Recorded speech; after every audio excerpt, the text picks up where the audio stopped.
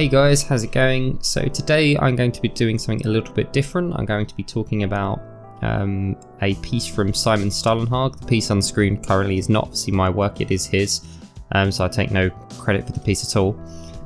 If you want to see his work, definitely check out his website. He's got a few books for sale actually, which are just fantastic, so I definitely recommend them. Basically the purpose of this episode is to analyse his piece, work out what really works for it, kind of break down each element and understand how to kind of incorporate that into your own work. So hopefully it'll be useful for you guys. It's definitely useful for me. I do this from time to time when I find a piece that I really like, and sometimes it just makes you think about something that you're not doing in your own work. So with that, let's get started. So the first thing I'm going to talk about is the value ranges. The simplest way to do that is to make the image grayscale. So if I do that quickly. So as you can see, the piece still reads just as well in grayscale as it does in color, and that basically means that his value ranges are very good. So if I turn it on and off, you're losing contrast of where there's color variation, but you're not, the eye is still drawn to exactly the same spot. And the reason that happens mainly is because the contrast is where he wants you to look. So the ship is obviously the main focal point. So, you know, this big ship here. And the value ranges kind of guarantee that. So on the actual ship, you've got very light tones. So if you look at the color palette up here, you'll see, as I'm kind of clicking on them, you'll see how bright that is. It's almost white just off. And then also as part of the ship you've got this kind of dark grey, which is almost as dark as the painting gets. So you've got the whole range of values just in the ship. So all of this detail you know, is constant value changing. You've got these mid-grey tones in the graphics, which obviously are very colourful when it's not in grayscale.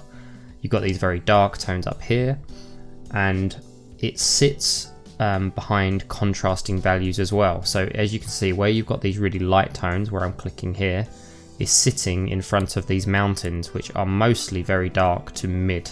They don't go as light as this value.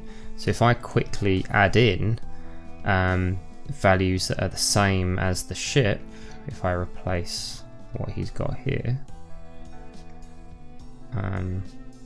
you know, and then start to wash that out,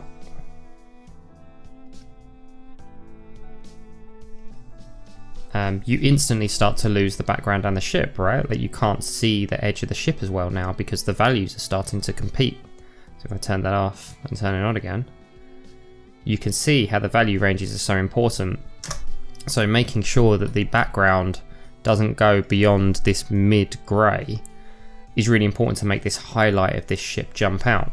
Obviously the light source is mainly focused around this area, so you know, the light is aimed around this whole area, but you can tell the ship's the main focus, not these rocks, because the rocks, they go to that mid-grey, but then they don't go nowhere near as high in the light greys. So if you compare that to that, there's a big jump. So if I add that in, you can see how much brighter that is. If he added those bright lights into those rocks, they would be competing. And some of these are very subtle. When you look at them, they might look the same, but the fact that they're not really does make a big difference, especially if you come over here. They get darker and darker because he really doesn't want your eye to look over in this corner. He wants your eye to be drawn in to this section. The same goes for the foreground. If you look at the tree on the far left where I'm clicking now, you can see it's very dark. You've got the darkest blacks, and then the grey used as the highlight is only slightly lighter. There's really not much contrast in values at all. Now that, again, it leads the eye away from it. You don't focus on it too much because there's not as much contrast. It's not competing. It's a foreground element, so it's definitely darker. The same goes for these rocks over here. You've got this kind of dark grey, and then you've got a slightly lighter grey above it for the highlight. And there's essentially only 2 or 3 values. You've got your really dark grey, you've got your grey that's slightly lighter, and then a grey lighter than that. And it never goes above midway. If anything, it's actually a lot lower than midway for this foreground element. So this whole section up here creates a nice, all of this creates a nice foreground element that breaks away from all of this midground because of the value changes. So that's that. Obviously I can keep going on and on about the values, but that's the main thing, is to break the ship out, is to have contrasting values. That's the area you use the most amount of contrast, and the rest of the painting you separate the values out into sections. So back here you've got mid to light, over in this section you'll have mid to light, and then in at the foreground elements you'll have dark to darker. So they never conflict, they never go past each other. So that's the value. So if I turn it back into color. So the next thing I was going to talk about would be color. The obvious distinction between the colors is you've got a cool background and then a warmer foreground element where he wants you to focus. So if I kind of click on these sections in the background, they are all blue tones. If you look up here, you can see that no matter where I go on this background element, they're all blue, blue, pink, purple, those kind of values. You know, even the tree, which you would imagine, you know, naturally you'd have green tones in, you don't, they're all blue, which is important because again, it creates contrast. Having, if you click over here, you've got yellow, orange, pinks, reds, warmer tones, so it draws your eye. And naturally you've got kind of all these blue tones over here that lead kind of gradually, as they start to blend over here, into these warmer tones, which draws your eye towards the ship again. So it's really important, really. So even these kind of yellow flowers in the foreground, they are a warmer tone, but you can see how there aren't that many of them. They kind of break up some of the blue tones, which I think is important. And also they're not that saturated. If you started to move it into this kind of values where there's a kind of stronger brown, if you started putting these tones in, you know, you can already see how much the eye is drawn to that. If you look away, you can still see it.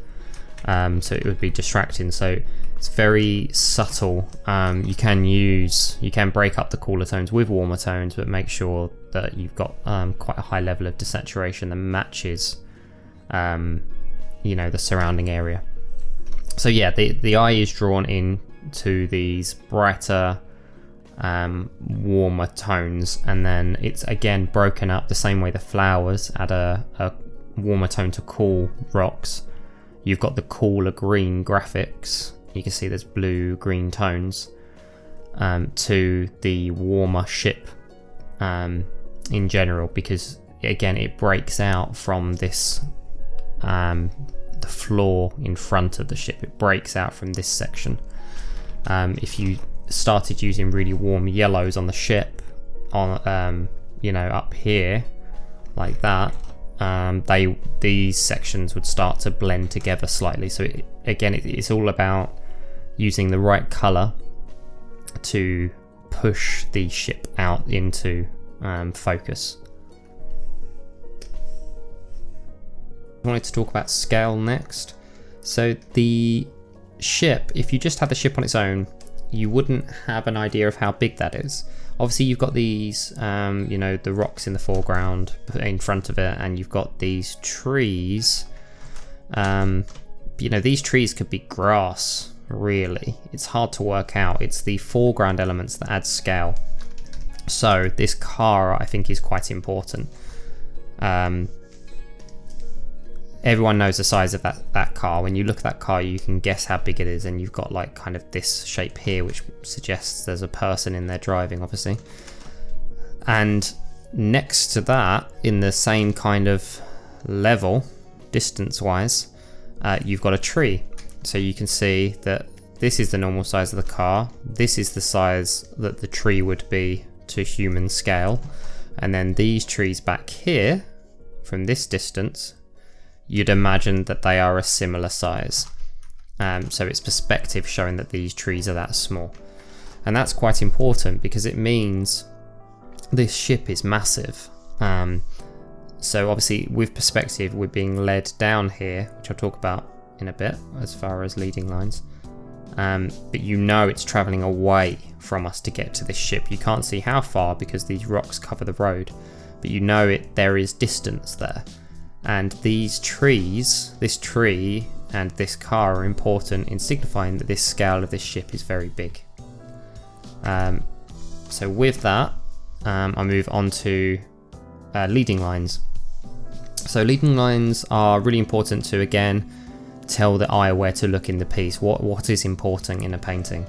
Now leading lines are any shape or line that leads to your desired focal point. So these yellow lines kind of lead off in this direction. This white line does. The roads are really useful for this because obviously they naturally do it. So they all lead that direction. Even these tree branches lead into the canvas. They lead this way, not away from it. You could even say these. Sometimes you're kind of you see them when they're not intended, which is, it's fine. Sometimes they're happy accidents, but a lot of these would be designed in a way to head towards the center of the canvas, not away from it. Such as this mounted shape here, this one here. Obviously you're going to have leading lines like this one, which heads that way, which will naturally happen. Obviously you can't have them all leading that way, but you see these here in the mountains, they all lead towards this ship. Even this line here. So these lines, they all, if you see them, you start to follow them along and they lead you to the ship. Even this rock shape here, you can see that shape is heading like that. And I think that's really important. It's a useful technique to use. And there are other paintings that definitely use it more, but this road is the main one. When you look at this piece, that road tells you to start looking at this kind of almost backwards S shape leading towards this big ship. So that's definitely worth using in pieces. And finally, I'd like to talk about mark making, just to analyze how he works. So when you look at it from this distance, other than these big elements in the foreground like the rocks, you can kind of tell how they're constructed with quite basic forms. You've got basic shapes breaking out. But the background elements, especially the ship, they look very detailed, and it's only when you zoom in. Obviously I don't have the full resolution image, so I can't zoom in too much. But when you zoom into this level even, you can see how the details created with very few brush marks. You look at the background rocks and you can actually see each mark that's been made, kind of squiggly marks to create them. These rocks in this foreground, you can see there's essentially almost two values, or three values. There's your core base shape, you've got your highlight, and then you've got like this kind of background light, which is more of a blue tone. And that's for the entire painting really. If you look at this bush here for an example, it's two values to create that. These rocks, they're quite a dominant feature at the front, so that's probably why there are more shapes breaking it up. If it was too simple, it'd look a bit strange. But the detail definitely goes into the ship. If you compare the rocks to the ship is more detailed. It's got rust elements, it's got decals, it's got kind of, like I said, contrast with these like little fins. You've got logos. This character up top is great. So the detail of brush marks definitely focuses in on the ship. So you can notice a trend. All of the important elements head towards this ship, and it's so easily to break that in a painting without realizing. You can start detailing this tree down the left, adding loads of little highlights that are just unnecessary, and they just draw the eye away from what you want it to look like, which is why I think this is such a successful piece. I'm a big fan of Simon's work anyway, but this piece is definitely really successful because he follows certain rules in art that make a better painting that is easily readable.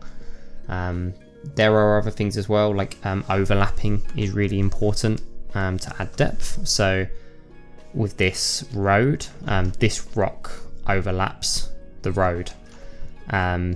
these rocks here overlap the kind of front details of the ship. You know, this ship sits over the top, it kind of protrudes above this mountain. All of these elements push and pull depth, so the ship is in front of the mountains, but these rocks are in front of the ship, and this road is in front of those rocks, and then this big rock in the front is in front of the road. That instantly adds depth. If none of these objects were to overlap, then you wouldn't have a clue which is further, which is more in the distance. So it creates a really realistic scene. So that's it. I think obviously there's loads more that I haven't covered, which I definitely could, but I think for now that's probably enough. I might do this again in the future, maybe with a different artist, to see how they deal with things in a different way, because there are loads of different ways to do it. This isn't the only way, but it's definitely useful to analyze people's work. So I'd love to hear from you guys. Do you analyze other people's work yourself? Have you ever considered doing it? Some people do it naturally when they look at an image, but and don't break it down as much as I have. But I think it's a useful technique. So if you're struggling with your own work and you can't work out what's wrong with it, this is definitely a good way to get some perspective away from your work, because sometimes you can't always see the issues with your own piece. So if you are struggling with your own work and you can't work out how to improve it, try this, it might work. So that's it, guys. I know it's a bit of a weird one today with this video, not doing my own work, but yeah, hopefully it'll help someone. So let me know in the comments what you think. So thanks, guys, speak to you later.